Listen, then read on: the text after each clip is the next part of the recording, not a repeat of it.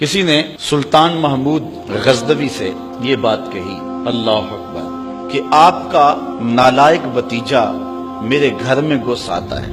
یہ بات کسی بڑھیا نے کہی حضرت سلطان غزنوی سے کہ آپ کا نالائق بھتیجا میرے گھر میں گھس آتا ہے اور میری بیٹی جوان ہے، بس اس کے آگے میں کچھ نہیں کہنا چاہتی۔ تو حضرت نے فرمایا کہ جب وہ بدبخت دوبارہ تمہارے گھر میں آئے تو مجھے فوری اطلاع کر دینا، اور اپنا خصوصی کوئی کوڈ ورڈ دیا کہ جب اس کے ساتھ تو آئے گی تجھے کوئی میرے تک پہنچنے میں رکاوٹ نہیں بنے گا، تو پھر میں انصاف کے تقاضے پورے کروں گا۔ 2-3 دن گزرے، بڑھیا آ گئی، رات کا موقع تھا، سلطان اٹھا، تلوار لی اور ساتھ چل پڑا۔ بڑھیا کے گھر میں داخل ہوا، داخل ہوتے اس نے کہا کہ چراغ گل کر دیا جائے۔ چراغ گل کر دیا گیا تو اس نے جا کے اس نوجوان کی گردن کاٹ دی۔ پھر اس کے بعد اس نے کہا کہ مجھے پانی دیا جائے۔ اس نے پانی کا کٹورا دیا، اس نے پانی پیا، پھر کہا اب چراغ جلا دو۔ جب چراغ جلایا گیا تو اس نے لاش کو دیکھا اور کہا الحمدللہ۔ بڑھیا نے کہا کہ مجھے بتائیں کہ آپ نے یہ 3 کام بڑے عجیب کیے ہیں، جب آئے ہیں تو چراغ بند کروایا ہے، پھر پانی مانگا ہے، اور پھر الحمدللہ کہا ہے۔ تو بادشاہ نے ٹالا، کہا کہ اس راز کو راز رہنے دیا جائے، لیکن بڑھیا ضد کر گئی۔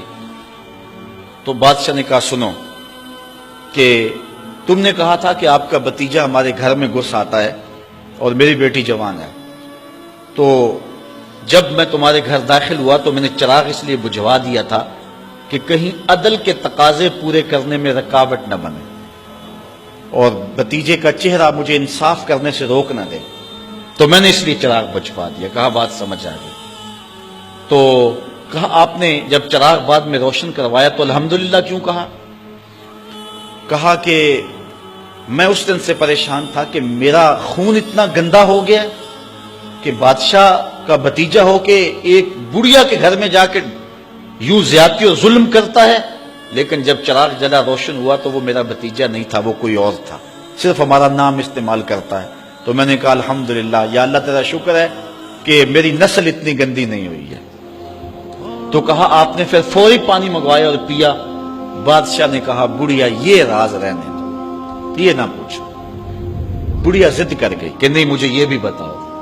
تو کہا بڑھیا پھر سن، جس دن سے تو نے بتایا تھا کہ آپ کا بھتیجا میرے گھر میں گھس آتا ہے، اس دن سے نہ میں نے پانی پیا تھا نہ کھانا کھایا تھا۔ میں نے کہا تھا جب تک ظالم کو کیفر کردار تک نہیں پہنچا دیتا اتنی دیر تک نہ کھانا کھاؤں گا نہ پانی پیوں گا۔ اب ظلم کا انجام تو نے دیکھ لیا، اب میرا اتنا حق تو بنتا تھا کہ 2 گھونٹ پانی کے پی لو۔ تو آج نام بھی تو انہی کا باقی ہے، آج ذکر بھی تو انہی کا باقی ہے۔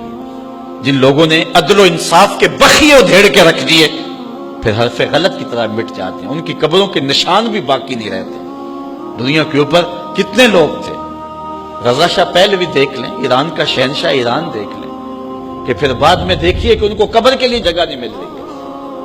تو جنہوں نے عدل کیا، جنہوں نے انصاف کیا، تو زمانے کے اوپر نام انہی کا رہتا ہے، اور کسی ملک میں کسی جگہ پہ عدل و انصاف سے ہی ملک اور وطن قائم رہتے ہیں۔ الملک یدوم بالکفر ولا یدوم بالظلم، ملک کفر سے تو قائم رہ سکتے ہیں لیکن ظلم سے قائم نہیں رہتے۔